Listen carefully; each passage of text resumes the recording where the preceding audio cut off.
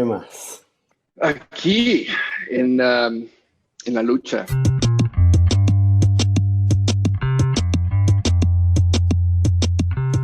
¿Dónde estás ahorita, chamo? O sea, es que tenemos siglos que no hablamos, justamente.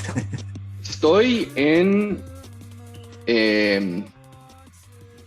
bueno, me gustaría decir que estoy en the most dangerous city, porque se Ok. escucha mejor, Ok. pero ese es San Pedro Sula en Honduras. Entonces ahorita estoy en Tegucigalpa, Honduras. Si nos está escuchando la NSA, lastimosamente aquí estoy. Entonces, Fue muy duro el cambio. después de que estuve en París, estuve como cuatro años, casi 5. Me fui a vivir ahí en el 2009 hasta el 2000, hasta finales del 2012. O sea que sí, Ujú. 3 años y medio, más o menos, casi 4. Eh, y luego me fui a vivir a Alemania. Y ahí Wow. estuve, ya, definitivamente. Sentía que necesitaba salir de París. Ok. Y la verdad que me hubiera ido a cualquier otro lugar y no me quería regresar a Honduras, entonces me fui a Alemania Ujú. porque mi mejor amiga estaba ahí. Ujú. Y había pasado el fin de año pasado con ella y me encantó. O sea, sentí una libertad, una felicidad que nunca había sentido. Mm. Y la gota que derramó el vaso fue cuando me dijo cuánto pagaba de renta. Ok. Entonces dije yo, no, qué vaina, no, no, no. Y me fui a vivir ahí y entonces agarré una vez de estudiante, me fui a estudiar negocios. Ya, pero ¿cuánto pagaba de renta? Queremos saber. Ok, Este pagaba podcast revela creo. todo. Pues mira, yo estaba pagando en aquel entonces por compartir un apartamento bastante grande, que creo que tú visitaste el apartamento. Estaba fuera de París. Estaba Ajá, en por Montreuil. En Montreuil, Montreuil. sí. Sí, sí, sí. Y pagaba como 400 algo de euros. Mm. Lo cual estaba, para mí me Súper parecía muy bien. bueno porque Sí. era como un loft o sea, era técnicamente de 2 pisos, pero o sea, había como 5 cuartos. Teníamos bastante espacio, teníamos un estudio, teníamos una sala grandísima, una Mm. cocina bien equipada. Y entonces pagaba, bueno, ponerle que pagaba 450 euros por ahí. Y ella me dijo que pagaba 350, 370 euros por todo el apartamento, que eran 3 habitaciones. Y yo dije, what the hell? O Claro. sea, que no. Y ¿Y entonces esto me era terminé yendo en y qué ciudad era? ujú. Esto fue en Halle, que está como a media hora de Leipzig. Ok. Ok. Entonces, eh, sí, ahí estuvimos, ahí me fui a vivir Ok. y luego me enamoré. Igual rudo, Entonces, porque ¿sabías alemán o algo así? nada que ver. Mira, cuando me fui a vivir a París, no hablaba ni una pipa de francés. Ok. Viví con una novia y hablábamos en inglés y no fue hasta que rompí con ella un año después que empecé a hablar francés. Mm. Y ahora sí me defiendo, ahora sí te puedo Ujú. mantener una conversación. Nunca voy a poder escribir un libro como Vicente, Mm. pero en francés. Y el alemán lo mastico, o sea, Ok. tal vez con un niño puedo tener una conversación. Ok, ok. Pero, ¿sabes qué? Si voy a un bar, creo que por lo menos puedo hacer a una mujer reír en alemán. Claro, bueno, eso es lo que importa, la preservación de la especie. Exacto. Totalmente. Es más, me acuerdo una vez que venía de regreso, no me acuerdo de dónde venía, y me detuvieron las autoridades alemanas. Y me dijeron, ¿usted qué hace aquí en Alemania? Y yo dije, bueno, yo estudio aquí. Ajá. ¿Y hablas algo de alemán? Y yo dije, sé la frase más importante que tenemos que saber en alemán. Y les dije, zu dir oder mir, que significa a tu casa o a mi casa. Y mira, se han muerto de la risa estos alemanes y me dejaron pasar. Genial. Excelente. Sí, más nada. Eso es lo que hay que saber. Eso es Totalmente. lo que hay que saber. Sí. Y entonces, ¿y cuánto tiempo viviste en Alemania? Como desde los finales de 2012 hasta finales de 2016. Ok. Pero Ok, o sea, dijiste en el interín que te enamoraste. Sí, mira, o sea, básicamente lo que pasó fue que estaba trabajando en un banco, ¿no? Ahí en París. Ajá, sí, que yo fui a visitarte una vez también, sí. Sí. Y pues no me quería regresar a Honduras, que es donde tengo la nacionalidad, donde me saqué la lotería de nacionalidades. Y entonces dije yo, no, voy a irme a Alemania. O sea, conseguí una visa y me fui. Y mi plan solo es estar ahí unos un año lo más. Ok. Y me sentía perdido y no sabía qué quería hacer. Entonces dije, yo voy a chill en Alemania. Y luego me enamoré de una mujer y estoy ahí pues 5 años, casi 5 años. Claro. Sí. Bueno, sí, eso es vivir, chamo. Esa es Sí. la... Esa es la razón. Eso, La razón Sí, incuestionable, ¿verdad? ¿Cómo que no? Claro. claro. sí, sí. Sí. Y cuando tú estabas Como, por acá, estábamos con toda la cuestión del libro, me acuerdo y tal. Que sí, que me ¿con qué? ayudaste. Tú me estabas ayudando, o sea, tú fuiste una de las personas que como te metió en la cabeza que podía publicar uno de los libros. No me acuerdo ni cuál era, pero tú estabas así como que sí se puede Historias, hacer y tal. Era las historias de un historias de Arrabal arrabal. Campesino. Me Sí, encantó qué ese loco. libro. Me encantó. Me Sí. encantó. Lo leí en español. Me enamoré de esa historia. Me pegó en el corazón. Sí. Y no, y que Y después cuando lo publicamos, tú me conseguiste una entrevista en una radio con a través de una ujú, amiga tuya, chamo. sí, Y sí. entonces, ¿sabes? Que tienes amigos que te dicen siempre como que, bueno, yo tengo un amigo que tiene un podcast, puedes hacer un podcast, una cosa, un amigo te hace un post en un blog, y él me dice, bueno, un amigo en una radio, y yo, bueno, ¿qué será y tal? Y era tremendo programa, y entonces fue bien fino porque la llevé para me dijo, ¿dónde hacemos la grabación? Y la llevé para el bar, donde, o sea, el bar donde estábamos en Barbés, el Olympique, que sale en la novela. Y la tipa estaba ahí y tal, en Barbés, hicimos la entrevista y fue bien fina. O sea, y quedó en la radio y la tengo siempre en mi presentación. Y eso fue gracias a Josué, chamo. Sí. Pero bueno, Ujú. ¿qué te iba a decir? Tú también me dijiste, chamo, que también nos íbamos a conectar por allí porque hace unos años que tú escuchaste el podcast de nosotros sobre la ayahuasca. Sí, sí, Sí, sí. y que después hiciste una sesión. Oh, sí. Oh, wow. Sí. Qué sesión.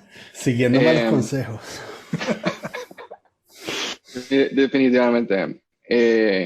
Sí, fíjate que la primera vez que escuché de la palabra ayahuasca, creo que fue en o sea, de seguro la había escuchado por ahí, en el internet, en alguna cosa que había leído, alguna novela o algo, pero la primera vez que me acuerdo así como que me interesó saber qué era, fue en la biografía que creo que se llama Broken Music de el tipo de Sting, el Ok. cantante de Ajá, The Police. ajá, sí. Y en el primer capítulo, o sea, no más entrando al libro, te dice cuando andaba de tour bueno, andaba de tour. Creo que la excusa de él es que él quería andar en Brasil Mm. para hacer esto de la ayahuasca. Y no me acuerdo si andaba con la esposa, pero se comunicó con alguien. Eran como, hay una religión o una iglesia específica que es de ayahuasca. No me acuerdo cómo se llama ahorita, pero si buscas iglesia de ayahuasca en Brasil, Ujú. vas a dar con una de las dos iglesias. Y son tipos que están vestidos como monks con sus robes y todo esto. Ujú. Y bueno, fueron a traer a Sting y lo metieron en un carro y se metieron así en la jungla. Y no fue como hasta los 10, 15 minutos que le pegó a Sting y se puso a pensar, puchica, ¿será que me van a secuestrar? Porque, porque no, o sea, nadie sabía que él andaba ahí, creo que tal vez el tour manager, pero andaba, o sea, perdidísimo ahí en Brasil. Mm. Y se fueron a meter a un pueblo donde había una estructura que parecía como una iglesia con varios cuartos y tenían bastantes sillas y había un sacerdote. Y bueno, ahí fue cuando probó el ayahuasca Sting y le cambió la vida. Y ahí fue cuando fue la primera vez que dije, oh, Mm. puchica, o sea, tenía bastante curiosidad. Ujú. Y eso fue, no sé, tal vez 2012 o tal vez, no, tal vez miento, creo que fue tal vez 2014. Y me olvidé del tema. Luego seguí escuchando el tema de los psicodélicos con un tipo que se llama Tim Ferriss, Sí. que es un mercadólogo y que se hizo famoso por hacer otro montón de cosas. Es como Sí. es multifacético el tipo. Ese es el de 4-Hour Work Week y el Correcto. otro el del cuerpo, ¿no? Sí. Sí. Sí, y 4-Hour Work Week lo leí como en el 2007, 2008. Y él me vendió la idea, ¿verdad? Sí. Él es muy bueno mercadeando. El libro, la verdad, es que no es muy bueno. O sea, para mí, en mi opinión, tiene buenos tips, pero no es, o sea, te vende como la idea, pero tenés que saber cuando te vende todo esto a la gente de dónde vienen, o sea, cómo hicieron su fortuna. Es como cuando ahorita ves todos estos gurús que te están vendiendo la idea de hacerte millonario con el Forex y trading con y criptomonedas. todo esto. Sí, claro. Sí, y la verdad que el negocio de ellos es venderte los cursos. Sí. O sea, ellos no han hecho su dinero en el Forex ni con Bitcoin. Entonces, este tipo, Tim Ferriss, él estudió neurociencia, si no me equivoco, y fundó una compañía, trabajaba en una compañía de software en ventas, y terminó, con eso ganaba dinero, y luego puso una compañía donde él lo que hacía era outsourcing de suplementos cognitivos, algo que se llamaba nootropics. Bueno, todavía se llaman nootrópicos, que son suplementos que te ayudan a enhance o a aumentar tu cerebro, por así decirlo. Y pues hizo el outsourcing y puso una compañía que se llamaba, creo que en aquel momento, Brain Bullet o algo así, y de ahí hizo su fortuna. O sea, ahí fue cuando Tim Ferriss empezó a ganar bastante dinero. Y luego, o sea, empezó a hacer lo que hace una persona más o menos inteligente, que es reducir el tema de logística, ¿no? Ver cómo puedo optimizar, automatizar y todo eso, y se metió el tema de asistentes virtuales y todo eso, y preguntarse, bueno, ¿y si me voy de la compañía una semana, qué va a pasar? ¿Será que se cae la compañía? Y entonces fue haciendo, experimentando. Y luego publicó 4-Hour Workweek. Pero volviendo al tema de la ayahuasca, ¿no? Porque algo que no sé si Vicente se acuerda de esto, pero yo estoy como, a veces mi cerebro se parte como en varias ramas, ¿no? Entonces como conecto, es como, se prenden como millones de focos y hago conexiones, y me meto por pasadillas y me pierdo, ¿no? Entonces si en algún momento me pierdo, me haces saber. Tema libre. Aquí estamos en un plan de... Claro. Y bueno, entonces, como en el 2016, final del 2016, me regreso a Honduras y estuve aquí. El cambio fue bastante brusco por el tema de la cultura, porque hay cosas que creo que ustedes deben saber que no se toleran en ciertos lugares. O sea, no se toleran, y ver tolerancia contra ciertas cosas cuando vuelves a Latinoamérica es frustrante. Sí, claro. A pesar de haber crecido con ellas, ¿no? Sí, pero sí, a pesar de que hayas crecido con ellas, pero tal vez creo que el tema es que dependiendo de cómo creciste y dónde, que en mi caso diría yo que soy como de clase media. Mi familia fue de clase media, pero mi mamá y mi abuela fueron bastante pobres. O sea, mi abuela, a los 18 años se fue ella vivía en un pueblo del sur de Tegucigalpa, y dejó a su familia a los 18 años, justo antes de cumplir 18, se fue y quería hacer su propia vida, y se fue a Tegucigalpa. Dijo, mi futuro está en la ciudad. Y se fue sin apoyo económico ni nada, y empezó a trabajar limpiando casas. Y el intercambio que le daban era comida y un lugar donde dormir. Entonces no ganaba mucho dinero. Y así estuvo moviéndose de lugar a lugar, hasta que conoció un tipo con el cual se casó. El tipo era súper abusador. Un día dijo, esto es suficiente, y vino mi abuela y le tiró una tostadora. Le tiró una tostadora y pensó que lo había matado, pero el tipo seguía vivo, y se divorció. Y luego tuvo mi mamá con mi abuelo. pero mi abuelo siempre, o sea, no tuvo una relación seria con ella, entonces fue madre soltera y pasaba lo mismo, se movía de lugar a lugar limpiando casas y todo, no tenía un lugar específico donde dormir, fue bastante duro, o sea, para ellas. Y yo tuve la suerte, pues, de que ya cuando mi mamá se logró educar y sacó una maestría, yo no tuve que vivir por esas circunstancias, ¿no? Entonces me considero bastante afortunado. Entonces podría resumir que yo viví como en una burbuja, ¿sí? Porque a pesar, o sea, en Honduras 70% de la población vive con menos de $1 al día. Es una situación bastante difícil para bastante gente. Entonces fui muy afortunado. Sin embargo, cuando volví, pues, eso creo que es lo que más notas de regreso, bastante pobreza. O sea, gente que yo conocía, yo fui profesor por un tiempo en una escuela y ahí ayudaba con laboratorios de física, de química, de biología. Y tuve niños o sea, que me acuerdo de ellos, o sea, ¿verdad? Cosas que yo les enseñaba o historias que les contaba y todo. Y luego regresar y darme cuenta que algunos de ellos, por ejemplo, se habían metido al tema de crack. Y eso fue muy fuerte, muy fuerte. Claro.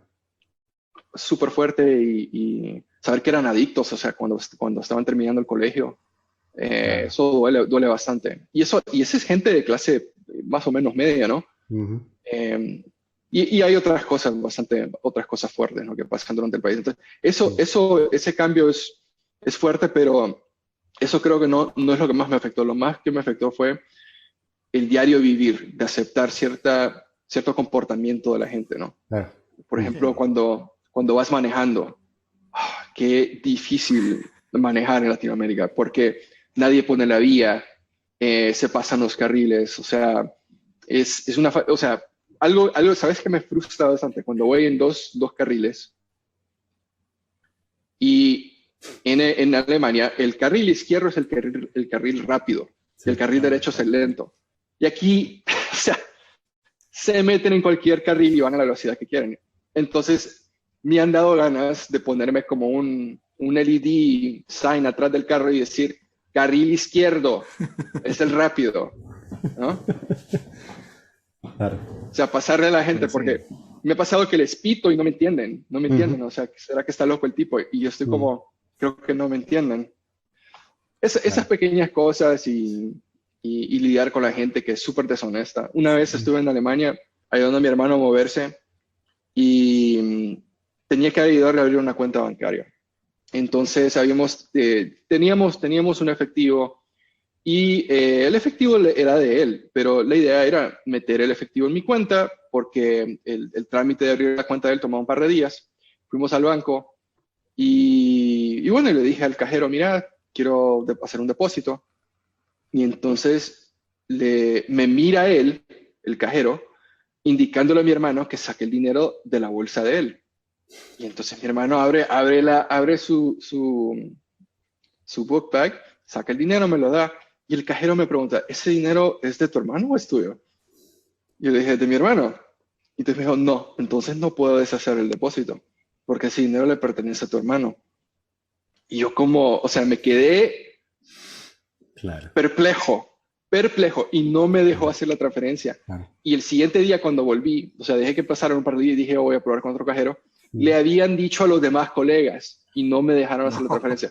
Tan estrictos eran así. Y luego vuelves a Honduras y quería sacar renovar mi licencia para conducir. Y son unos corruptos que han hecho, tienes que pasar un examen psicológico y un examen físico y de la vista. Sí. Y han hecho un negocio en torno a eso. O sea, tú te estacionas en el parqueo de ellos y tienes como varios jóvenes que te están promoviendo. Hey, aquí te damos el combo de examen tu vista psicológico y todo. Y tienen como cuatro lugares que han improvisado para que te vayas a hacer eso como un negocio. Y es una farsa total, esa vaina. Y algo que me esperaría es que también que cada vez que renueves tu licencia, que tengas que volver a hacer el examen de conducir, pues algo sencillo, ¿no? Y no haces nada de eso, simplemente haces los pagos, pagas tu licencia y eso es todo. Entonces, esas pequeñas cosas me molestaban. Y saber que no puedes hacer mucho impacto para cambiar eso. No es como que puedes ir a poner una denuncia o algo así. Es un tema tan complejo. Sí, es cultural casi. Que toma generaciones de quitar. Sí. Bueno, entonces me regresé aquí a Honduras y estuve trabajando por una compañía de comercio electrónico. Y estuve ahí unos años y como a los 2 años conocí una tipa que me dijo que había hecho ayahuasca aquí en Honduras. Yo le dije, ¿en serio? ¿Aquí en Honduras? Y no me quedaba, no quedé muy como certero de si era una buena idea hacer ayahuasca acá, porque no teníamos una muy buena impresión de dónde me iba a meter y con quién y todo eso. No, y dije yo, mejor voy a ir a Perú o a Brasil, donde el Sting hizo Exacto. su trip, ¿no? Y bueno, conseguí más información y estaba así de cerca de comprar el boleto para ir a Perú y ya tenía todo listo. Sin embargo, me mandaron una información del el tipo este que está aquí, que no es un chamán, pero sí tiene entrenamiento. El tipo sí ha estado con varios chamanes y ha evolucionado. Y no es un chamán propio, formal, pero sí tienen una buena formación en ese sentido, ¿no? En ese tema. Y le pasé la información a Vicente y dije, mira, ¿qué opinas de este tipo? Y Vicente fue el que me dio el ok. Me dijo, chamo, está bien, hazlo. Entonces dije, ok. Y me fui a meterme a hacer el ayahuasca. Y pues la sesión, o sea, tienes que hacer nos dieron una dieta de 21 días, donde tienes que detoxificarte, ¿no? Yo la verdad no creo que hay mucha ciencia detrás de eso, de la dieta. Creo que es más mental, una preparación de disciplina y eso, donde no consumes carne, no consumes estimulantes, cafeína, soda, té, creo que no comía carne tampoco. Entonces hice eso 21 días y creo que en la semana antes de eso sí te dicen que estrictamente no tienes que comer carne. Y creo que el día antes te dicen, o el día de la sesión te han dicho que es recomendable que a veces que no comas a veces, porque alguna gente pierde control de sus, ¿cómo se dice? Bowel. Esfínteres.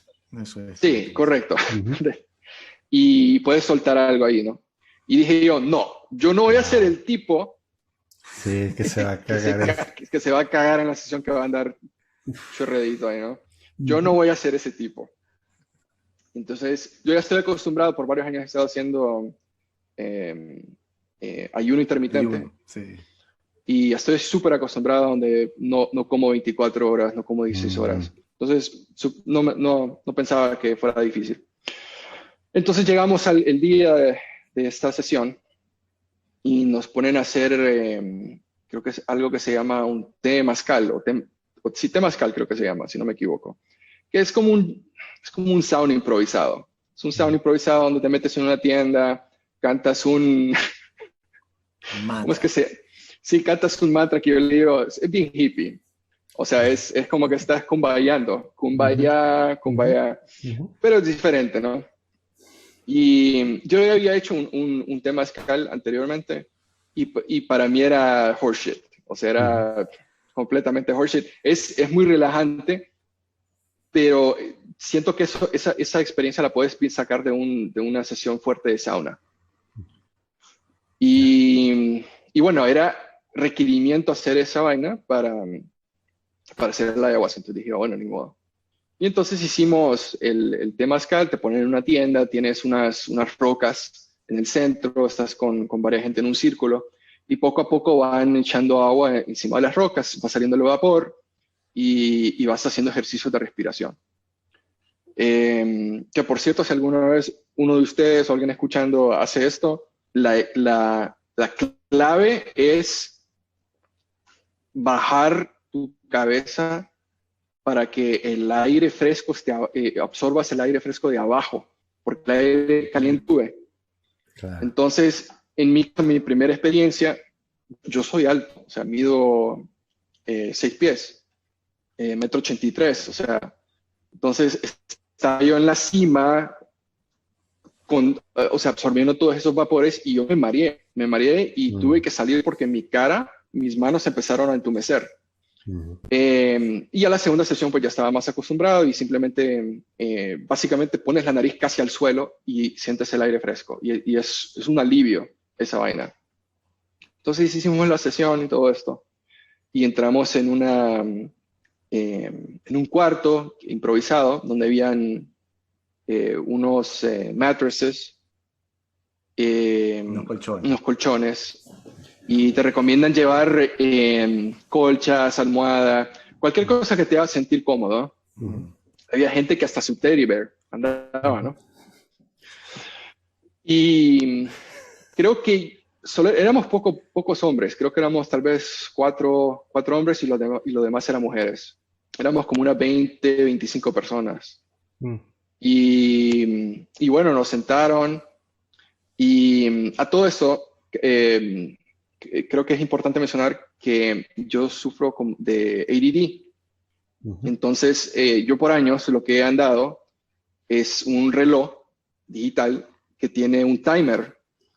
Entonces, yo puedo autorrepetir esto yo lo tengo en autorrepetir cada 30 a 55 minutos, a veces 45 minutos. Es de focus, una alarma de focus. Totalmente, algo que se llama Pomodoro. Sí, entonces... siempre he tenido un reloj que tiene una alarma vibradora. Eso es muy importante en la historia. Okay. Entonces yo andaba mi reloj y siendo el tipo de personalidad que soy como a veces muy analítico, dije yo, voy a usar este tema del timer para ver cuánto tiempo me toma entrar en la experiencia, a ver si es verdad o no. Y medir cuánto tiempo me toma en entrar en ciertas etapas.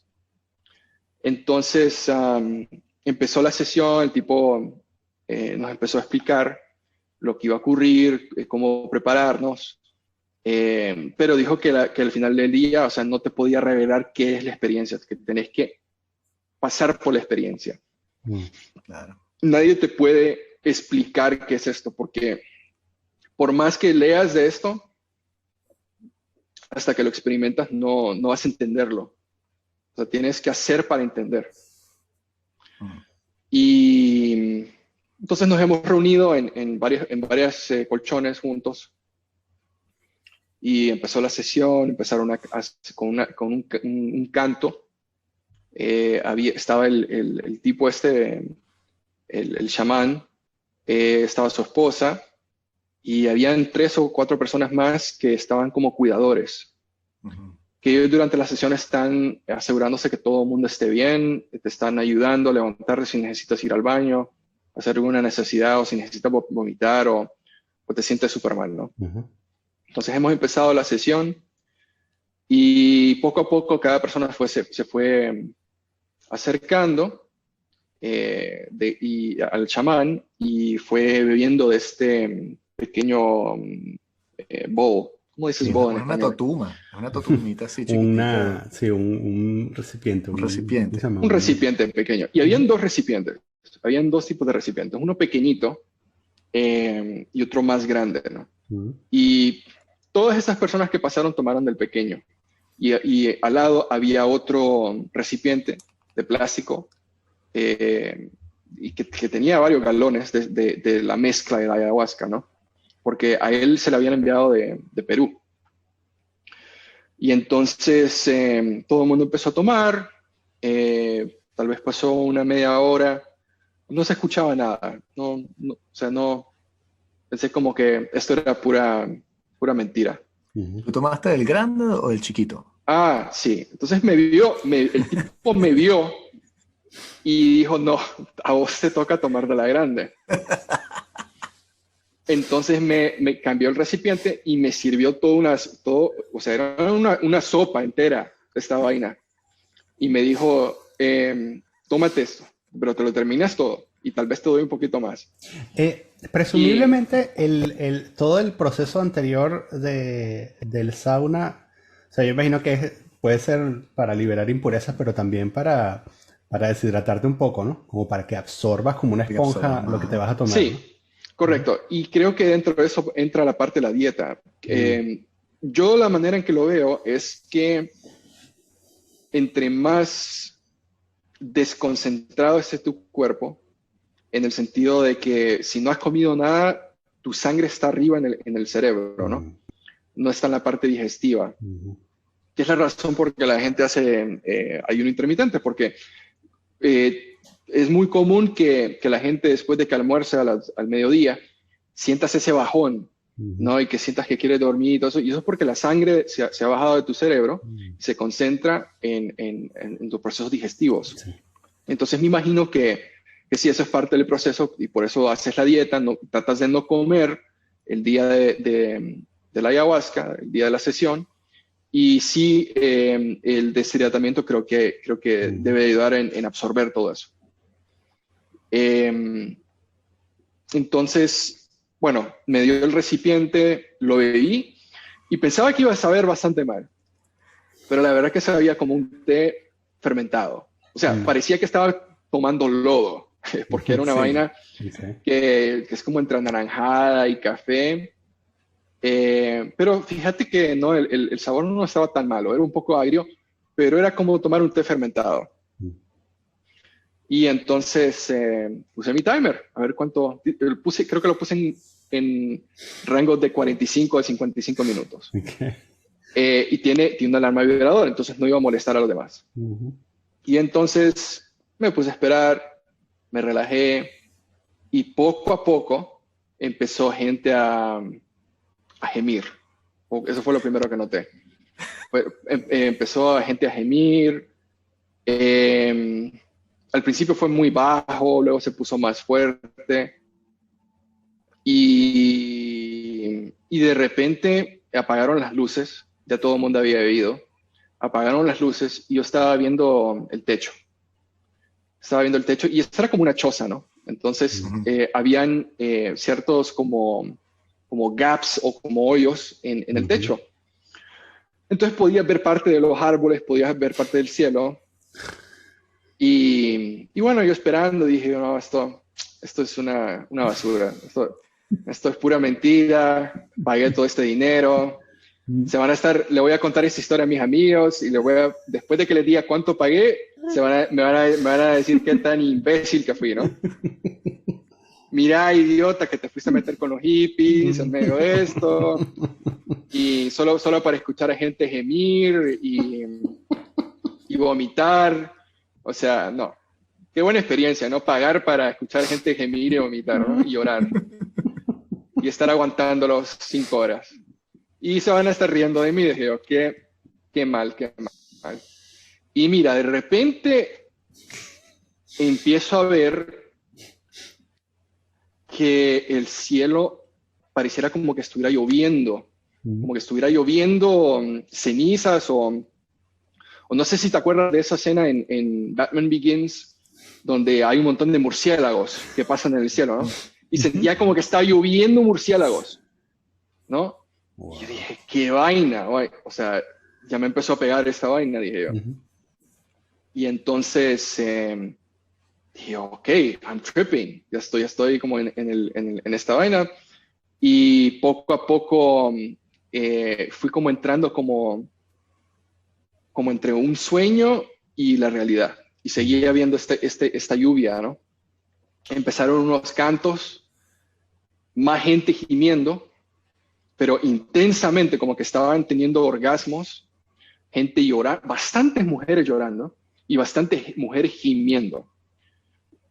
O sea, y dije, oh, wow, o sea, deben de estar en un placer increíble, porque eran gemidos muy fuertes. En mi vida había escuchado gemidos así. Lo cual no sé si es lastimoso en ese momento, pero... Sí. Sí, sí. Sí. Y de repente perdí cuánto tiempo había pasado, no sé cuánto tiempo había pasado. Y entré en un sueño. Entré en un sueño y para mí el trip fue dividido como en 4 sueños, donde hubieron 4 personas. Y en el primer sueño me acuerdo que estaba una amiga mía y empezó, y ella tuvo un problema que no sabía si tenía cáncer o no, y llegó un día a mi apartamento, y entonces hablamos, pues fue muy emocional, y ese era el sueño, que ella estaba en mi apartamento, y estábamos en el deck, fuera de mi apartamento, y ella empezó a llorar. Empezó a llorar y yo empecé a llorar, y me di cuenta cuánto la amaba, ¿no? O sea, quería mucho a mi amiga y que si se fuera a morir me iba a doler en el alma y me iba a faltar toda la vida y entonces empecé a llorar. Empecé a llorar y luego me acuerdo haber despertado y estaba de nuevo otra vez en la choza. Y miré mi reloj y habían pasado como 15 minutos. O sea, para mí fueron horas que habían pasado. Y el reloj me indicaba que habían pasado 15 minutos, ¿no? Ya habían pasado creo que 45 minutos desde que había tomado la ayahuasca, ¿no? Pero desde el último momento que vi el reloj hasta el momento en que me desperté habían pasado menos de 15 minutos. Y dije, what in the fuck is going on? O sea, ¿cómo es esto posible? Y de repente vuelvo otra vez, o sea, no es algo que puedes controlar, y vuelvo en el sueño. Y estaba empezando a sudar y vi a mi mejor amigo y estábamos de nuevo en el apartamento mío y me di cuenta cuánto quería a mi mejor amigo, o sea, que lo amaba y que si él se fuera a morir, que me iba a doler muchísimo en el alma, y empecé a llorar otra vez. Y luego volví otra vez y habían pasado otros, como 2 minutos habían pasado. Y yo dije, no puede, o sea, no puede ser que hayan pasado 2 minutos. No puede ser. Y esto iba a durar horas, o sea, 4 o 5 horas. Y yo dije, o sea, joder, o sea, ¿qué va a pasar, no? Y entonces, después del segundo sueño, empecé a notar gente bailando, que eran creo que uno o dos de los ayudantes. Y eran como sombras que pasaban, casi como sombras mitológicas, que la gente bailando, y perdí sensación del tiempo, no sabía si esto ya había pasado, si iba a pasar o estaba en el presente. No sé, y también perdí sentido de dónde estaba, porque en un momento mi imaginación empezó a hacer como ideas de que yo había salido con alguien y no sabía si había salido o no había salido. Y empecé a escuchar a alguien que me hablaba, alguien se acercó a mí, no me acuerdo qué me dijeron, y empezaron a cantar de nuevo. Y luego sentí como que algo me había poseído. Sentí como que algo me había poseído y entré en otro sueño, y este sueño fue súper erótico. O sea, sentí como que no me podía controlar. Entonces, había una persona que había visto en esta sesión, que dijo, qué bonita esa tipa, ¿no? Y mira, en esta tercera sesión me he puesto a coger con todas las ganas del mundo a esta persona. O sea, era algo incontrolable, era como que me había puesto una máscara de esas de diablos de japoneses, ¿no? Y estaba endemoniado. Y entre que pasaba esta sesión erótica, donde estaba orgasmando como millones de veces, Me sentí exhausto y regresé otra vez al cuarto y no sabía si había ido con esta tipa Si a lo habías coger hecho afuera. de verdad o no, ¿no? Sí, o sea, tenía miedo, no sabía si había estado cogiendo con ella afuera o no. Sí. Y bueno, y estuve en o sea, no sabía cuánto tiempo había pasado tampoco. Y luego vibró mi reloj y había pasado ya como los primeros 45 minutos, ¿no? Ujú, Entonces, todos estos 3 sueños pasaron en un rango como los primeros 45 minutos, pero este tercer sueño se extendió casi una hora. ujú, Y estuve atrapado en este ciclo y no podía salir de él. O sea, no podía salir de él. Era tan orgásmico el momento, pero al mismo tiempo era enfermizo, porque es como que es como que, yo la manera en que lo explico es como que Dios venga y te dé un pedazo de él, ¿no? Y te diga, tú quieres ser como Dios, mira, te voy a enseñar qué es ser como Dios. mm, ujú, Y cuando tú le pides el 100%, él te lo pone a 200 y te sube a ver cuánto puedes ujú, ujú, resistir y un poquito más. ujú. Y en ese momento fue cuando, justo antes en esta sesión, fue cuando sentí que iba a vomitar. Entonces regresé al cuarto y no podía, o sea, sentía que algo necesitaba salir de mí. Sentí como que este pedacito que Dios me había dado, no, o sea, ya no más, déjame devolvértelo. Así sentí, como que algo necesitaba salir de mí. Y he ido a buscar te dan una pequeña cubeta, y no encontraba mi cubeta, no encontraba mi cubeta. Entonces he agarrado la cubeta de alguien más. He agarrado la cubeta de alguien Lo más, primero que te dicen, no pierdas sí, el todo, no pierdas el todo, y coño. no sabía si esta cubeta estaba sucia o no, pero no me importó, la agarré, la abracé y vomité. Y sentí un alivio, sentí Mm, como un purgamiento, mm, como que esto era necesario, me sentí como Claro. parte del universo. Y luego vomité de nuevo vomité como unas 2 o 3 veces y la verdad que, o sea, a mí no me gusta el olor del vómito mm, y me enferma, o sea, yo probablemente si miro a alguien vomitar enfrente de mí y huelo el vómito, voy a vomitar también. Pero en este caso era puro, o sea, más bien, o sea, olía a la ayahuasca, ¿no? Y yo abrazando mi pequeño barrilcito o sea, esto, sí, y moviéndome de arriba para abajo, agarrando mi barril, este es mi mejor amigo, este es mi mejor amigo. Y así estuve varios tiempo. Eh, y luego sentía como una incomodidad, que no sabía si iba a vomitar más, estaba estremeciéndome, no sabía si sentarme o o tratar de dormir. O sea, era como un agitamiento, era una ansiedad increíble. Y pasaron, o sea, luego mi alarma me dijo que habían pasado otros 45 minutos.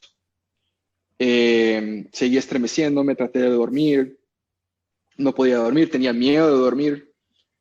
Eh, y luego entré en otro sueño, que fue el último sueño. Y en este último sueño me acuerdo que en aquel momento me gustaba una persona y me han puesto a poner esta máscara, ¿no? De ujú. endemoniada y he empezado a coger con esta persona. Wow. Y tenía miedo de levantarme y agarrar a una mujer. O sea, Claro. tenía miedo de que fueras, o sea, la verdad que es muy bueno que estén ahí cuidadores y todo porque Ujú, no te controlas, no te ujú. controlas. Es más, creo que una persona que estaba ahí conmigo le dijo al chamán, ten cuidado con Josué, porque o sea, mido 6 pies y Ujú, peso 200 libras. ujú, O sea, no es cualquiera que me va a poder, ujú. eh, Sí, pues, claro, tumbar al Someter, suelo, claro, detener, sí, ¿no? sí, sí, sí, sí. claro. Sí, y Ujú, más si estoy como endemoniado, ¿no? claro, sí. Y entonces, sí, en un momento pensé como que me iba a levantar y iba a agarrar a alguien para Ujú, coger. Y, y bueno, entré en este sueño y este sueño fue súper orgásmico. Fue o sea, top 3 experiencias sexuales en mi vida.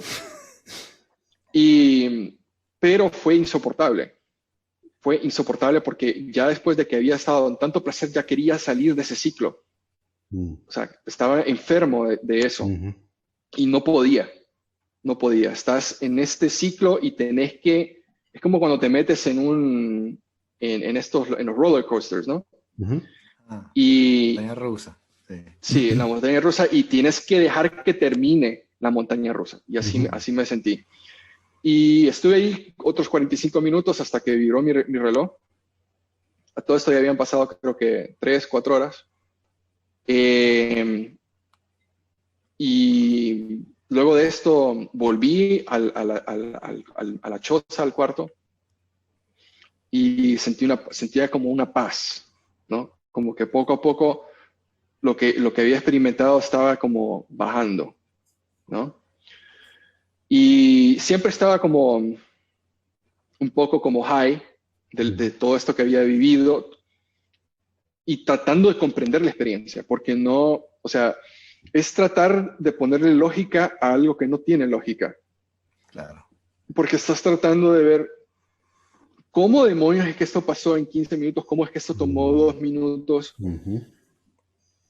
O sea, cómo es que yo no sé si esto pasó hace 5 minutos, si esto va a pasar o esto pasó. O sea, pierdes todo este sentido de tiempo. Es como esta película, no sé si ustedes la vieron, Arrival, donde todo el cuando lenguaje, ¿no? si tú lees la novela en la cual está basada, tú empiezas con un conocimiento de cómo funciona el tiempo cronológico, pero llega un momento en cuando estás leyendo la novela, y creo que también cuando ves la película, que entiendes que no es cronológico lo que estás leyendo. O sea, pero no digo que lo lees, lo entiendes. O sea, entiendes que la historia no es cronológica. Y así sentí que era esto, como que no había una dimensión de tiempo. Todo lo que ya pasó ya había pasado, lo que tiene que pasar pasó, y yo solo estoy como observador. Y luego de eso me acuerdo que el chamán se acercó a mí, y se acercó de una manera como bien mágica, ¿no? Y me dio la mano, se acercó y me dio la mano y me dijo, it's all about empathy, man. All about empathy. Y mira, esa vaina me volvió loco. Claro, cuando me dijo eso, que era todo sobre empatía. Todo era todo sobre empatía. Y me dijo, now you get it. Now you get it, man. Now you get it. Y yo quedé loco. Quedé loco con eso. Claro, este par de sueños súper empáticos, los 2 primeros sueños muy empáticos, ¿no? Por el asunto Y luego, yo supongo que también el hecho de oír gente gimiendo y tener 2 sueños eróticos seguidos, supongo que es un caso de empatía también, ¿no? Y creo que de cierta manera, pero, o sea, era una locura, o sea, estar escuchando a toda esa gente gemir. Porque, o sea, es como que estás escuchando una porno, pero una porno extendida. O sea, Sí, claro.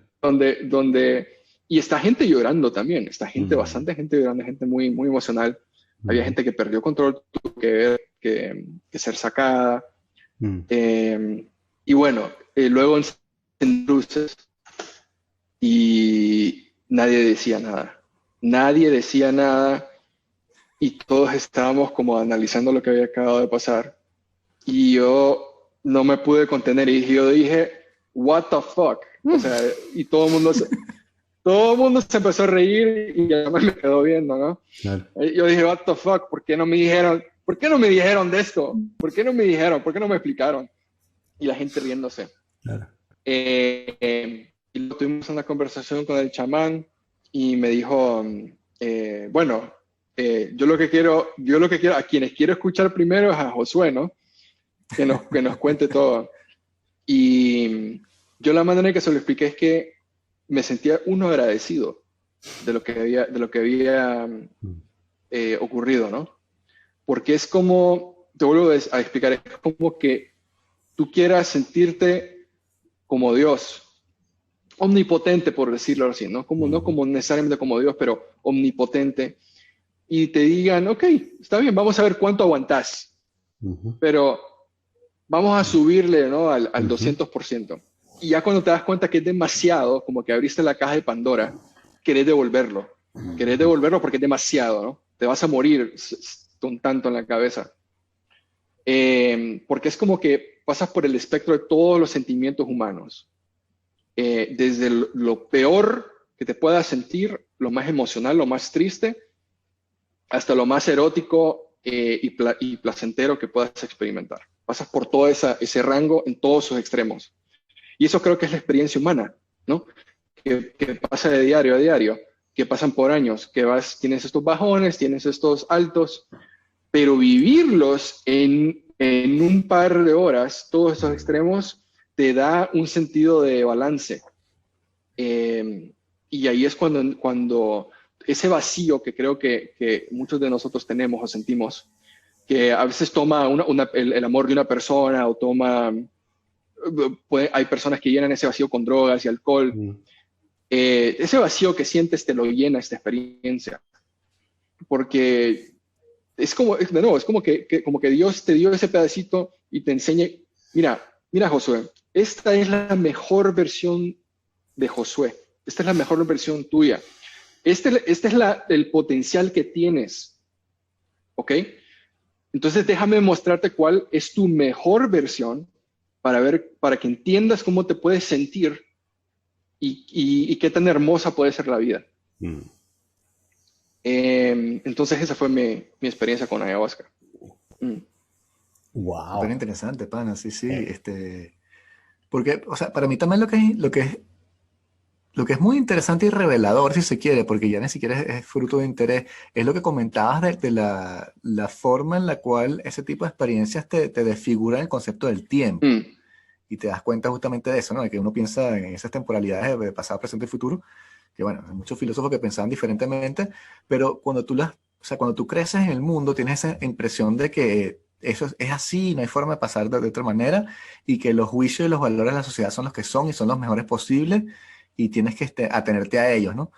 Y cuando rompes esos esquemas y no entiendes ni siquiera si el pasado es el futuro y el futuro es el pasado, ya más nada aplica. Entonces te liberas Mm. un poco de esa especie de yugo que también tú creaste para ti mismo, ¿no? Este, y es súper interesante. O sea, me parece una experiencia también revolucionaria si se quiere. O sea, entiendo por qué es ilegal en cierto sentido, porque si todo el mundo hace algo así, después, bueno, el bullshit de los políticos es más difícil de vender, ¿no? 100%. 100%. Porque, o sea, esa experiencia para mí que tuve en un día, o sea, y he escuchado de personas que lo han hecho 7 días o Sí, 11 días. O sea, yo lo hice en un día, en un par de horas. Y quedé, al despertar me dije, no, no quiero volver a hacer esto.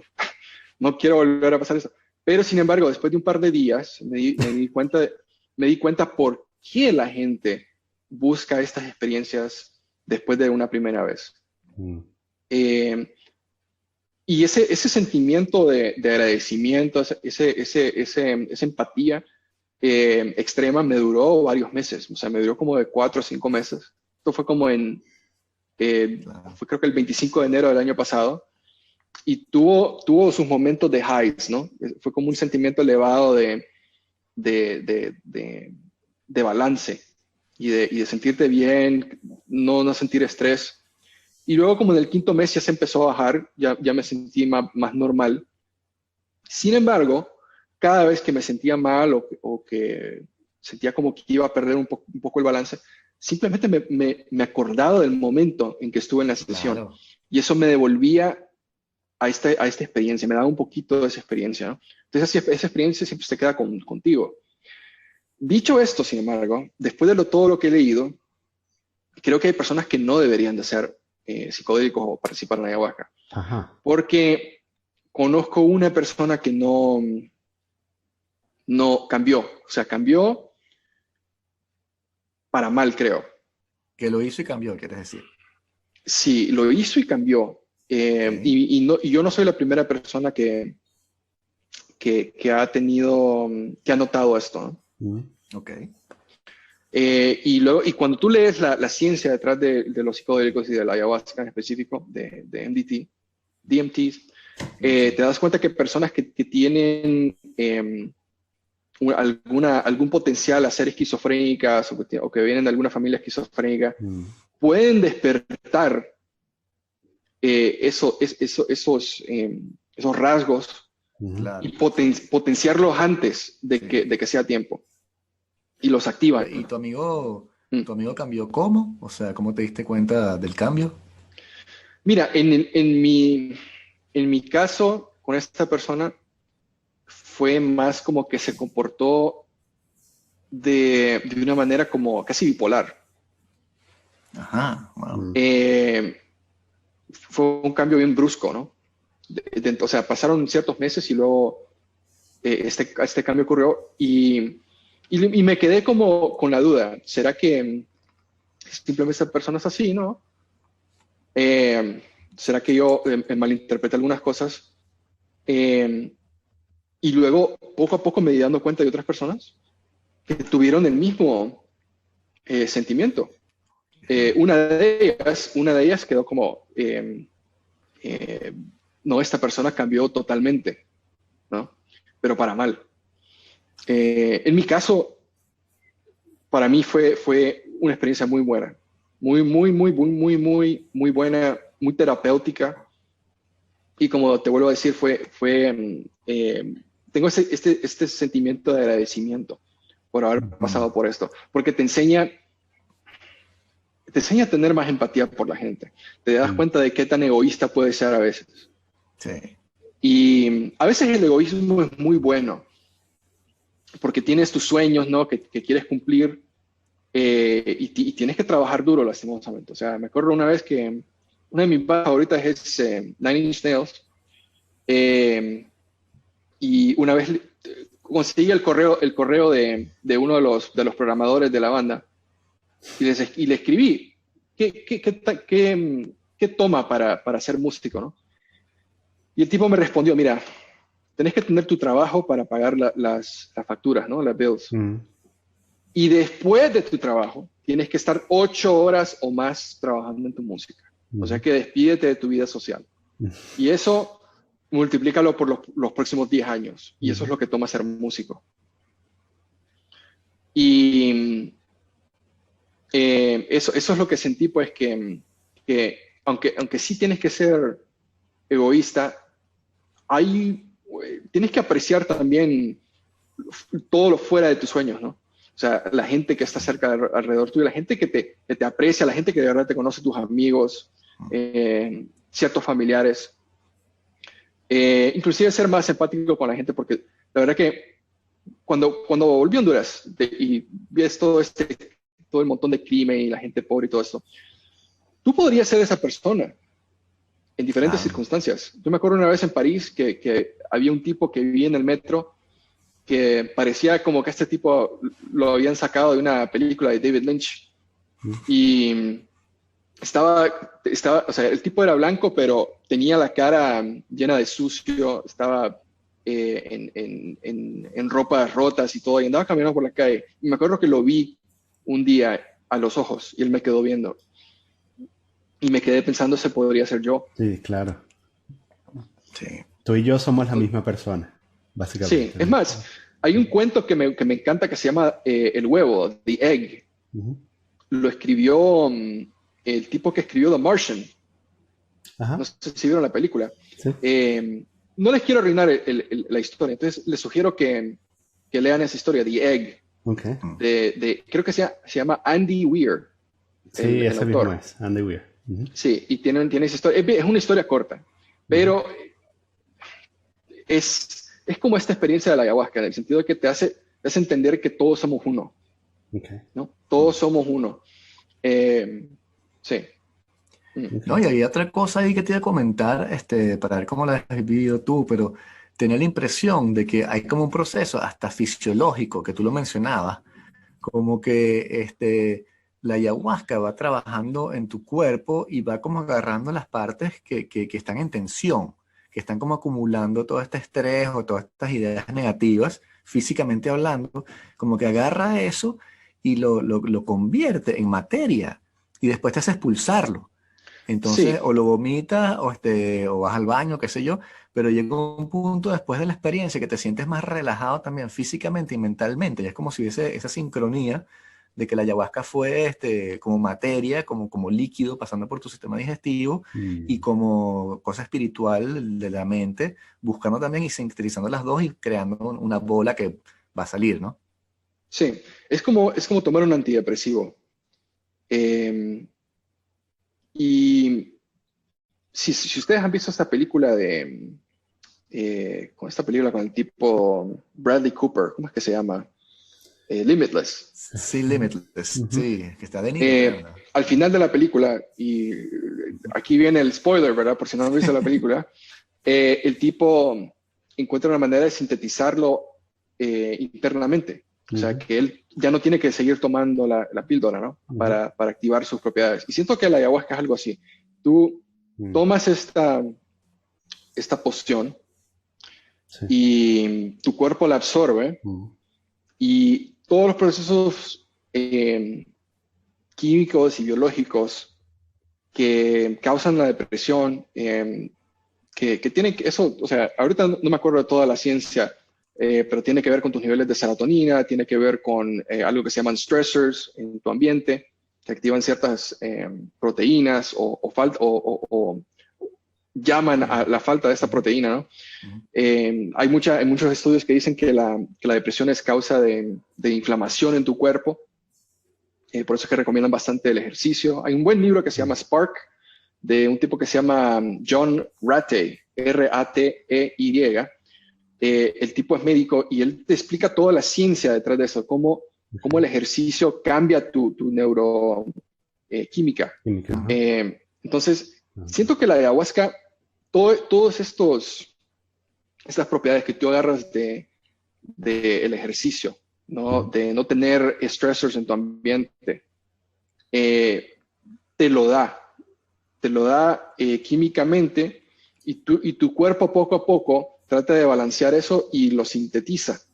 Lo sintetiza automáticamente por los próximos 4 o 5 meses y creo que luego de que se te baja eso, ya depende de ti, de buscar hábitos y rituales y dietas que te hagan sentir cerca de eso.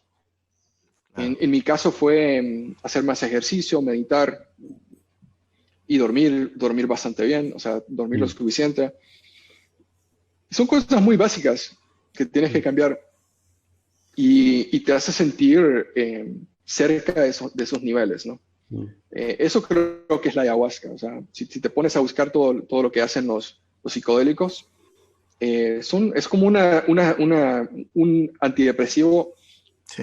muy fuerte y tu cuerpo y tu mente, pues, cuando están llenos de eso, no pueden Mm. aguantarse y entras en todos esos procesos Mm. que no, de una manera u otra, tratas de hacer una lógica eh, y luego lo sintetizas. Llega un momento en tu Mm. cuerpo ya se siente balanceado, ¿no? Mm. ¿No te Sí, parece que que lo que le sucedió a esta persona que conoces es que se dio cuenta, quizás de una manera intuitiva, no explícita, de que estaba viviendo una vida reprimida y que su verdadero ser era ser así? Eso O sea, puede que ser. en el sentido de que no es malo, o sea, nosotros creemos que es malo, o Mm, objetivamente presenta algunas dificultades vivir en sociedad así, claro. ¿no? Yo sé, pero por otro lado, ¿qué pasa si esa es su verdadera esencia, ¿no? muy cierto, porque yo también me quedé pensando en eso de que, ¿será que esta persona siempre fue así o siempre quiso ser así? Mm. ¿No?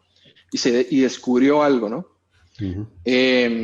Y ahora, cabe aclarar que esta persona no es esquizofrénica, ¿verdad?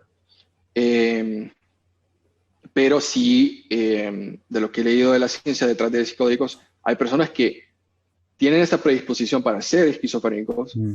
y no deberían de ser ayahuasca, Ah, ok. específicamente cierta gente bipolar. Ve. Si te vas a leer los estudios de estos científicos, los clinical trials y todo esto, Mm. eso es algo que Claro. muy recurrentemente pasa. Mm. Pero eso se debe al hecho justamente de que no hay una legislación adulta respecto al tema, que pueda decir como que hay un pre-screening un sistema que funcione, en el cual justamente no tengas que depender de mí diciéndote como que sí, beber al pana, no es un estafador. Y, ¿sabes? Como que en el documental de Netflix, The Last Shaman, lo ves mucho. Que hay una parte en la cual están con los estafadores que venden ayahuasca de mentira y tal, y qué sé yo, Mm. y siempre escuchas cuentos de eso en ceremonias de ayahuasca. Entonces, eso se debe al hecho de que el Estado no legifera sobre eso, y es súper, o sea, es súper frustrante. Yo el otro día estaba pensando eso justamente, con un amigo, como que deberías tener un sitio en el cual tú puedes ir y puedes hacer experiencias con psicodélicos y tienes psicólogos y qué sé yo, y gente religiosa si quieres, o qué sé yo, que te va guiando en la experiencia. Como que tú estás viendo una cosa, tal, y qué sé yo, y puedes hacer LSD, MDMA, ayahuasca y otras cosas, y te van guiando porque ya incluso hay estudios clínicos que demuestran la eficacia del MDMA, por ejemplo, en depresión y en muchos problemas. Entonces, que tú tengas que hacer eso en casa de un pana, entonces, que me ha pasado bastante, ¿no? Te tomas una pastilla de MDMA, pero estás con un pana, estás como hablando toda la noche, y es otro rollo, y no puedes explorar nada interno si se quiere. Ujú. O tomas hongos en una fiesta, entonces estás en una fiesta, no estás dentro de tu cerebro, sino que estás en la fiesta y disfrutando, y es divertido, pero no haces el trabajo para que se diseñó esa cosa. Entonces, es súper triste que no tengas ese marco que te diga, bueno, pana, si ustedes son adultos y van a hacer esto, por lo menos vamos a hacer un screening, no son epilépticos, no tienen ningún problema por aquí y por allá, pueden hacerlo, tenemos estos doctores, todo va a funcionar, porque si lo haces así no pasa absolutamente nada, es menos riesgoso que salir a tomar alcohol en un bar. 100%. O sea, aquí lo que necesitamos es más ciencia, más estudios clínicos detrás de esto, para que el gobierno y la gente en el gobierno, que la mayoría son dinosaurios en casi todos los lugares, ¿no? Pueden llegar a aceptar esto como un tratamiento legítimo. Y eso va a tomar bastante tiempo y bastante dinero, Sí. porque ahorita la gente que está más involucrada en esto es gente con dinero, que se da cuenta, o sea, va por la experiencia y dijo, ¿cómo es que la gente no sabe de esto? Uno de esos tipos es Tim Ferriss, otro tipo es, bueno, Sting creo que está involucrado en eso, aunque él creo que no lo veo muy activista, pero sí habla muy bien de su experiencia de ayahuasca. Y hay otro tipo que creo que fue partner de Joe Rogan, es el tipo que fue el CEO de Onnit, que es una compañía de suplementos. Ajá, sí. Mark Aubrey, creo que se llama ese tipo. Ese tipo ha hecho varias sesiones de ayahuasca, varias sesiones de psicodélicos, y él sí, creo que hasta hizo un documental de la ayahuasca, una película, y él es uno de los proponentes de tener más, él da bastante dinero a científicos y médicos para que traten de hacer esto legítimo, ¿no? Experimentar con él, estudiar el tema y tratar de poner legislación que haga esto legal, porque él siente que varias personas, o sea, millones de personas se podrían beneficiar de esto. Y, o sea, es algo muy peligroso porque, o sea, cuando la gente está oprimida se comporta de cierta manera, ¿no? Claro, Es es como estar como... revolucionario, sí, sí. Sí, tú entre más le quitas, tienes a mí me encanta mencionar la pirámide de necesidades de Maslow, la jerarquía de necesidades. Entre más le vas quitando de la parte de arriba de la pirámide, más va retrocediendo la gente en su comportamiento, se va volviendo más Más primaria, ¿no? animal, Digamos, sí, sí. sí, Ujú. más primordial, Ujú. o más primitiva en el sentido de que Ujú. hace lo que tiene que hacer para sobrevivir. Ujú. Exacto. Ujú. Y si esta persona siente que un político le va a dar comida el día de mañana, van a votar por él. Entonces imagínate, o sea, en un caso bien súper idealístico, ¿no? Ujú. Que toda una población podría hacer ayahuasca un mes antes de las elecciones, o sea sería algo extraordinario, ¿no? Ganan los Pero no, verdes. sí, pero no creo que eso vaya a pasar o sea, hasta como dentro de 50 o 100 años, tal vez 50 años. Creo que en tal vez unos 50 años, cuando ya se hayan muerto todos estos políticos y pasen una o dos generaciones de gente que haya pasado por esta experiencia, puede ser que tengamos algún tipo de cambio, ¿no? Pero bueno, mira, una última pregunta, porque se nos está haciendo tarde por aquí, pero quería tener tu opinión, porque es un tema que hemos hablado mucho en el podcast, sobre la teoría de la simulación. Si estamos viviendo o no Mm, en una simulación, Sobre todo por el hecho de que mi opinión cambió radicalmente cuando hice, bueno, justamente ayahuasca. Me parece que cuando haces ese tipo de experiencias, te das cuenta Ujú, que la conciencia no es sintetizable, que ujú. la experiencia, el hecho de estar vivo, existir, no lo puedes reducir a una ecuación y por tanto toda la discusión de la simulación se vuelve como moot. Mira, eso te lo puedo resumir en algo. Eh, y es para mí algo que yo le denomino caja negra. Si viviéramos una simulación que fuera una computadora, una supercomputadora, una computadora cuántica, ¿no? Que pueda correr esa Ujú. simulación, Ujú. y hubiera un firewall que no te permita salir de ella, o sea, que esté denegado el acceso, Ujú. porque tú puedes tener una máquina y cortar el acceso con un cortafuegos, con un firewall, y nunca vas a poder salir de ahí. Entonces, si eso existe en esta simulación, ¿por qué no debe existir fuera de ella? Por ende, nunca vas a poder saber si estás en una simulación o no, porque el acceso está cortado. O sea, es algo que es parte de las propiedades físicas de la simulación. Hay un, Porque no hay puedes un, creer que la experiencia que viviste justamente de esa como uh-huh, percepción primordial, prelingüística que tienes bajo estas condiciones, te das uh-huh. cuenta de que no hay forma ni manera de que eso sea simulado. Entonces, ¿sabes? No Puedes sé, creer que otras cosas es, son simuladas, como que el autobús pasa, sí, puede ser simulado tipo Truman Show, pero eso es tan real, tan verdadero, que sí, dices, pero no puede una simulación capaz de explicar esto. mira, mi debate en contra de eso sería de que esa experiencia no es que por lo que pasó que no pueda ser parte de una ecuación o algo, sino que para mí es más como parte de cómo tu DNA está programado para sentir ciertas cosas. Entonces, tu DNA es código, ¿no? Y tú le das ciertas experiencias y propiedades y él se comporta de cierta manera o te hace comportarte de cierta manera. Mira, o sea, nuestro sentido, por ejemplo, de violencia. Nosotros estamos predispuestos a sentir sentimientos violentos porque estamos acostumbrados a sobrevivir, a cazar, a protegernos. Entonces, quitarte esa programación va a tomar, o sea, Claro, siglos. claro, pero no, pero el problema no es ese, el problema es la experiencia de la Ujú, violencia. Lo que los filósofos no logran entender es eso. Si tú ujú, quitas la experiencia y tú dices toda experiencia es reductible a una ecuación matemática, por ejemplo, entonces ujú, te cuesta mucho describir lo que es esa sensación de estar allí, lo que es vivir la experiencia. Estás ujú, negando una serie de cosas, estás diciendo como que el amor no existe, entonces ujú, el amor es igual que comer mucho chocolate, por ejemplo.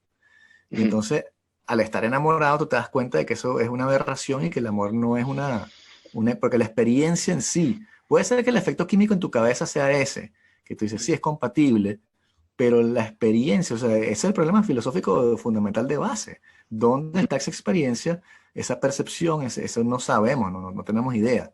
La mente, cuando tú estás ahí, cuando tú dices esos sueños que tú tenías, ¿dónde están esos sueños? O sea, no sabemos dónde están. Entonces, ese es el problema fundamental que te demuestra y no lo vamos a conseguir, no es una cosa de neurociencia, no lo vamos a conseguir. Los Es, psicólogos nunca van a conseguir el inconsciente. Eso no es una... sí, o sea, el tema de la conciencia es algo misterioso. O sea, hasta que nosotros podamos, mira, en inteligencia artificial, por ejemplo, hay un tipo, Lex Friedman, que ha aparecido ahí también en Joe Rogan y tiene su Sí, propio sí, sí, podcast. lo conozco, Él hace la jiu-jitsu. razón, sí, la razón por que se metió a estudiar inteligencia artificial es porque él quiere averiguar ese misterio de la conciencia. ¿Por qué sentimos? ¿Qué es la conciencia? Y hay varios modelos para llegar a algo que se llama General Artificial Intelligence. Ujú. Y uno de ellos, uno de esos modelos es tratar de imitar los procesos de un cerebro, ¿no? Y no estoy hablando de entenderlos, es imitarlos, como decir, el cerebro tiene todas estas propiedades y todos estos mecanismos y es esta máquina. No sabemos cómo funciona, pero si la podemos reconstruir sin entenderla, podemos reproducir la conciencia. Entonces, ese es como un behavioral model, Ujú. donde vos agarrás algo que sentís que tenga que tener esas propiedades y tratar de emularlo, de clonarlo. Ujú. Siento que si llegamos a eso, podemos entender un poquito mejor la conciencia.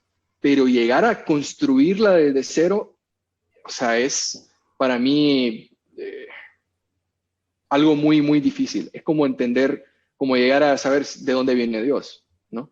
Es que es No creo que eso, o hagamos... sea, Para mí es eso justamente, como un debate medieval que se recicla, porque es como la negación de, tienes como dos escuelas, el materialismo que te va a negar la conciencia y te va a decir Dios no existe, y bueno, los creyentes que van a decir sí, el alma es una cosa que se extiende en el tiempo, y entonces cuando tienes ese tipo de experiencias, dices como que bueno, a pesar de que yo fuese materialista, es innegable que esto que está aquí representa algo más que la materia, entonces voy a ser agnóstico de pronto. Y es ese debate como reciclado en la cuestión de la conciencia, de que vamos a lograr crear una simulación que perfectamente comprenda la conciencia o el alma, si se quiere. Y yo creo que la premisa es demasiado arrogante, es imposible. Sí, es más, yo te debatiría que si eso va a ocurrir, la manera en que va a pasar es que nosotros vamos a crear una inteligencia artificial y que esa inteligencia artificial va a averiguar ese misterio. Y si llega esa inteligencia artificial a averiguar ese misterio, es posible que nosotros no tengamos el nivel para comprenderlo. Claro. Okay. Creo que eso es lo más cercano que puede ocurrir. ¿Ustedes vieron esa película de Interstellar? Sí. Les sugiero fuertemente que vayan a buscar el script de la película. Porque en el script de la película hay una que escribió el tipo el hermano de Chris Nolan. Y si no la pueden encontrar, envíame un correo y yo se las mando. Porque a mí me encanta más el script de la película que la película. Porque en el script te explican de una manera lógica cómo llegó a ser todo lo de los wormholes y toda esa vaina. Y la manera en que ocurre es por accidente. Es un accidente. Básicamente esos tipos crearon unos robots, inteligencias artificiales. Se pusieron en una situación donde no podían salir, iban a morir si no salían de esa situación. Y le dieron una última rutina a estos robots. Sino que les dijeron, mira cómo me mandas este mensaje de vuelta, ¿no? Vos mira ahí cómo averiguas. Entonces, estas máquinas pasaron miles de años tratando de solventar este problema y por accidente crearon este viaje interestelar. Por accidente. Yo me pongo a pensar, si tú le das a esta máquina tan omnipotente una rutina y por accidente crea algo como time travel o crea, no sé, como una nueva conciencia o otra cosa, ¿vamos a ser capaces de entender eso? No sé. Sí, yo creo también que o sea, usualmente hacemos o sea, nos seduce la idea de que podamos crear una máquina más inteligente que nosotros porque hasta ahora lo que hemos visto es que creamos algoritmos que resuelven los problemas más rápido que nosotros, ¿no? Entonces como que nos proyectamos a este futuro en el que vamos a crear una inteligencia más inteligente y más capaz que la nuestra, ¿no? Pero también yo creo que existe la posibilidad de cuando estás hablando de inteligencia artificial generalizada, también existe la posibilidad de que crees una inteligencia artificial que sea que esté inscrita dentro de tus imperfecciones, que esté acotada por tus imperfecciones, ¿no? Entonces, que sea ligeramente más estúpida que tú, o ligeramente más estúpida que el más inteligente de nosotros, ¿no? Porque no vemos más allá, ¿no? Entonces hay como una barrera y si ese es el caso, suponiendo en este universo alternativo en que ese es el caso y no llegan a ser más inteligentes que nosotros, esa inteligencia artificial estará en la búsqueda de la conciencia hasta dentro de los márgenes que le hemos dado, ¿no? Entonces, dentro de los límites que tenga. Exacto. Porque entonces, ellos dentro de su mundo simulado harán viajes de ayahuasca y tratarán de decir que es imposible que esto sea una simulación porque mira cómo experimentamos la realidad y tal, ¿no? Y quizás, bueno, esto sea una secuencia de infinitas realidades, de infinitas inteligencias artificiales, cada uno acotada dentro de otra, ¿no? Una matriushka de realidades. Mira, te sugiero que veas una serie y son pocos episodios, creo que son 6 episodios, que se llama Devs, Sí, Devs, claro, D-E-V-S. sí. Ahí más o menos resume todo lo que dijiste Es vos. cierto. Es cierto. Quizás estoy, sin saberlo, estoy influenciado porque la vi. Plagio chimbo, chamo, ¿qué es eso? Yo contaba La contigo. reencauché. Tenés que verla. No la arruines la serie. No terminé. No la arruines. De hecho, es un reto. ¿Sabes qué? No terminé de verla. Bueno. Sabía hacia dónde iba y dejé de verla. Sí, Pero- el último básicamente habla, a ti te va a pero encantar, entonces la voy a Vicente. ver. O sea, no. Es que tenés que verla No porque sé. habla de ver si el universo es determinístico o indeterminístico. Ajá. Si tú estás en control de tu destino, ¿no? Que hay bastantes filosofías que debaten eso, ¿no? Y es más, o sea, yo me he puesto a pensar, hace un par de años me dije, estaba leyendo El Paraíso de John Milton. Ajá, yo también hace un par de años lo estaba leyendo. Sí, Buenísimo, y me encanta ese libro. y me puse a pensar yo, ¿qué pasaría? Y esta vaina es bien trippy.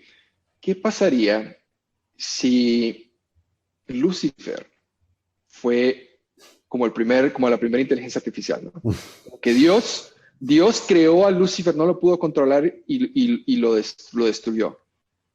Y luego venimos nosotros los seres humanos, ¿no? Pero, ¿qué pasaría si nosotros estamos programados en nuestro ADN, predispuestos a volver a crear la inteligencia artificial? Qué ironía, o sea, habría en eso, ¿no? De que volvamos a crear esa inteligencia artificial que fue como el primer AI que creó Dios. ¿Y qué pasaría? O sea, volveríamos a recaer, nos destruiría, nos entendería mejor. O sea, me puse a pensar, si estamos programados, porque siento que para eso vamos, como que estamos tratando de crear y de conocer todas estas cosas, pero siento que vamos en un camino muy específico a crear lo que es la singularidad, ¿no? O sea, yo adhiero mucho a lo que acabas de decir, porque es como la teoría gnóstica, que es la escuela a la que yo me escribo, que es como que hay el immovable mover, el Dios inmutable que está allá detrás de todo, que crea un demiurgo. Y el demiurgo es el que crea, tiene 7 dioses y tal, qué sé yo. Y por eso es que este demiurgo es una especie de entidad súper vanidosa, que te pide que le rindas pleitesía y le hagas imágenes y toda cosa y qué sé yo. Y el demiurgo no quiere que te acuerdes de Dios, si se quiere. Y por eso cualquier experiencia que te acerque a ese gnosticismo, ese conocimiento primordial, es reprimido. Y es una especie de intento de llegar a eso que está más allá. Entonces sí, o sea, completamente de acuerdo. Es como el Corpus Hermeticum, es el libro básico, y el Timeos de Platón, que también plantea esa especie de doble identidad. En fin. Interesante.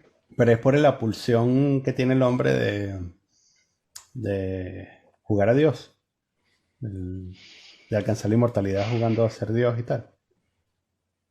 No sé, o sea, yo creo que nosotros buscamos explorar nuestros límites. Porque creo, mira, ponerlo de esta manera. El día que vos no hagas ejercicio y estés como un couch potato, te sentís mal. O sea, te sentís bien, pero te sentís mal. Como que no estás haciendo lo que estás programado a hacer.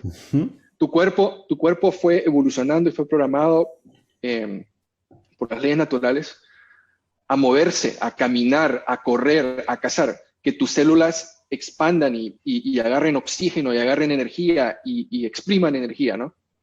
Que tu cuerpo piense y se active y esté solventando cosas, ¿no? O sea, tu cuerpo está predispuesto a actuar de cierta manera. Y cuando tú no te comportas de esa manera, te sientes mal, como que te estás muriendo. Sí. Entonces, siento que eso es lo que va a hacer el ser humano. Siempre va a seguir explorando, siempre va a seguir teniendo su curiosidad. Si eso nos llega a autodestruir, pues no sé, ¿verdad? O tal vez nos lleve a algo mejor, pero ese será el misterio. Pero siempre creo que estamos predispuestos a crecer, a seguir creciendo y a hacer cosas. Antes de que nos vayamos, mira esto. Mira mi franela. No sé si se ve. Mira, NASA. ¡Ey! Wow. Ey, oye, esto, Y después dice que no estás en una simulación. eso no fue planificado. Eso no fue planificado.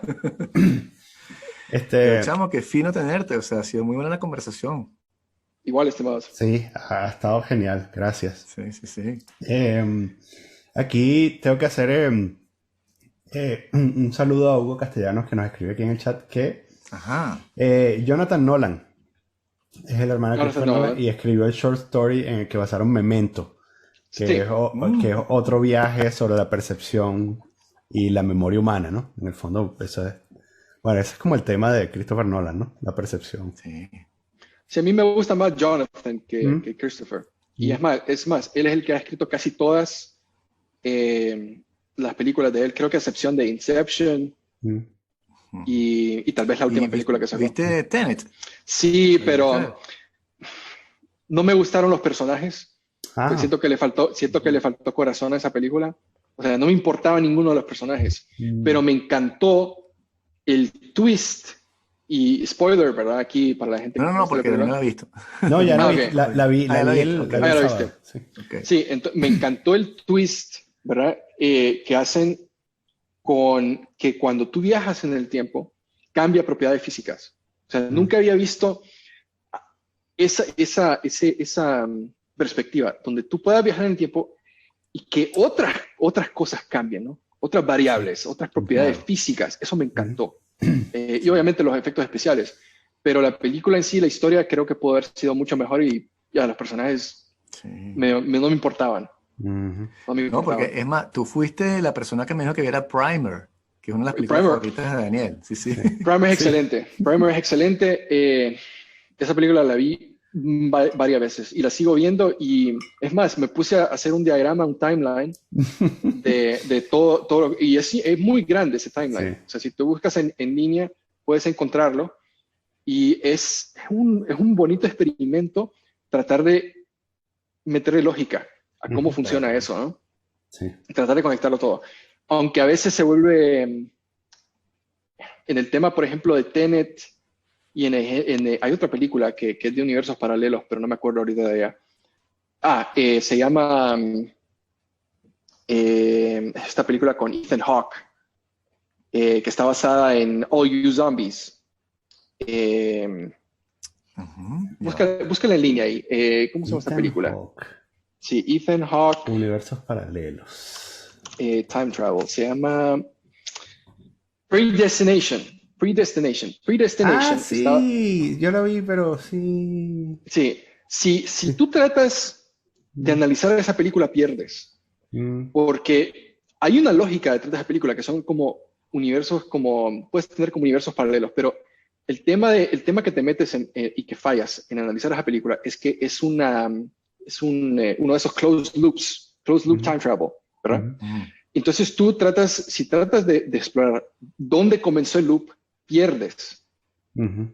Pierde la belleza de la película. Sí. Porque en el momento en que tú entiendes que eso podría pasar con universos paralelos, Ujú. donde alguien viaja en un tiempo Ujú. y entres en otro universo paralelo, donde ahí comienza el loop, ahí tiene sentido la película. Sí. Pero pierde cierta belleza. Sí, de hecho esta película, ahora que sí, Predestination inconscientemente me spoileó Tenet.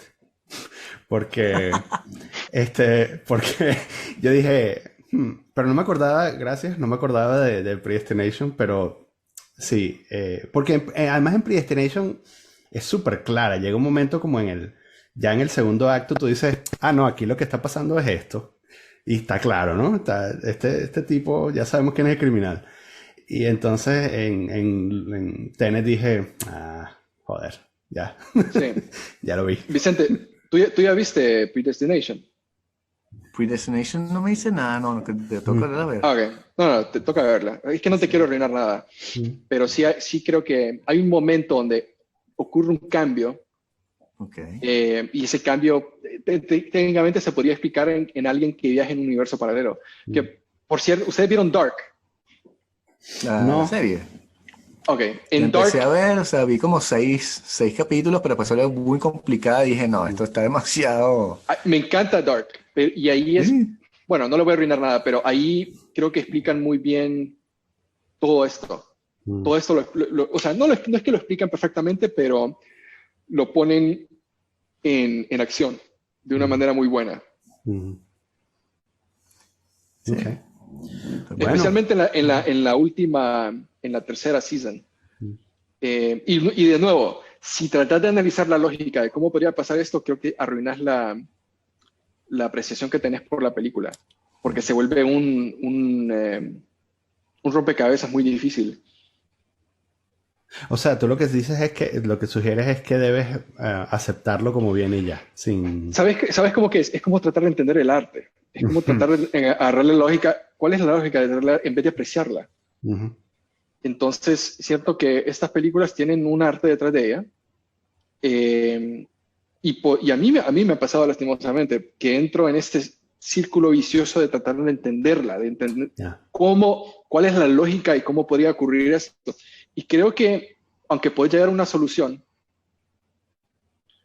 es bonito el experimento, ¿no? De tratar de llegar a una conclusión lógica, pero pierdes algo que no sé cómo explicarlo. Pierdes algo y pierdes algo como de la apreciación, de la magia, o sea, ¿no? Tiene gente como Lynch que te hace eso explícito de que no vas a entender nada, entonces los tiempos van a saltar porque me da la gana, entonces ve la película y ya. Y a veces eso también me gusta. Ese tipo de autores me enseñó eso, de que a veces tratar de entender como que la película es mala porque no entiendo, de pronto es una mala forma de ver la cosa, ¿no? Sí, Pero es verdad sí, que claro. eso viene después. Tú primero ves la película, la disfrutas y después te pones a pensar como que, pero ya va, pero ¿cómo es posible que el tipo, o sea, cómo son las balas al revés? Eso no lo entendí, pero, este, pero después le metes el coco más tarde, ¿no? Es la ambigüedad que creo que la que debes de apreciar. Que podés tratar de... O sea, algo que creo que es muy importante mencionar es que tú eres la persona que debería entender la película. O sea, no deberías de tratar de entenderla por los ojos de otra persona si te la trata de explicar, sino que tú eres la que debería de tratar de crear qué fue lo que pasó después. Claro, claro. Es como en Inception al final, ¿no? ¿Qué demonios importa Claro, si el tipo estaba o sí. no? Es lo que vos decidas pensar que ocurrió después. Sí, claro. Y eso es lo más importante de tomar todas esas películas. Sí. Que no importa, creo que no importa la lógica. Es bonito el viaje de entender eso. Sí.